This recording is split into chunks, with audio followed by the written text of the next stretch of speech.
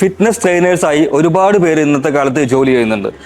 ഇങ്ങനെയുള്ള fitness trainers ശ്രദ്ധിക്കേണ്ട പ്രധാനപ്പെട്ട 5 കാര്യങ്ങളാണ് ഞാനിവിടെ പറയാൻ പോകുന്നത്. Number 1, design and deliver a safe and effective training program to your clients.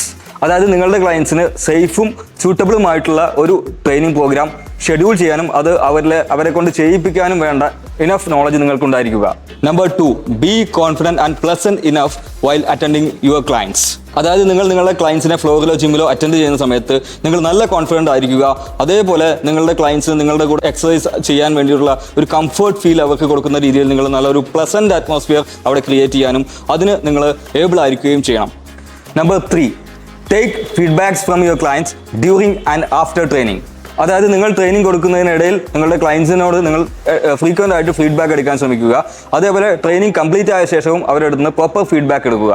Number 4, motivate your clients properly and add positive റീഇൻഫോഴ്സ്മെൻറ്റ്സ്.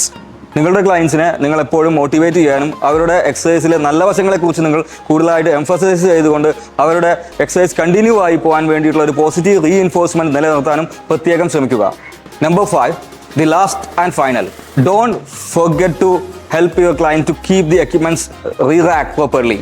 അതായത് പല ജിമ്മുകളിലും എക്സസൈസ് കഴിഞ്ഞ ശേഷം ക്ലയൻസ് തിരിച്ചു പോകും, അതേപോലെ ട്രെയിനേഴ്സ് വേറെ ട്രെയിനിങ് അറ്റൻഡ് ചെയ്യാൻ പോകും. അപ്പോൾ യൂസ് ചെയ്ത എക്യുപ്മെൻറ്റ്സ് എല്ലാം അവിടെ സ്കാറ്റേർഡ് ആയി കിടക്കാറുണ്ട്. സോ ഈ എക്യുപ്മെൻറ്റ്സ് എല്ലാം തന്നെ തിരിച്ചു വെക്കാൻ വേണ്ടി നിങ്ങൾ ക്ലയൻസിനെ ഹെൽപ്പ് ചെയ്യാനും അവരെ റിമൈൻഡ് ചെയ്യാനും പ്രത്യേകം മറക്കാതിരിക്കുക.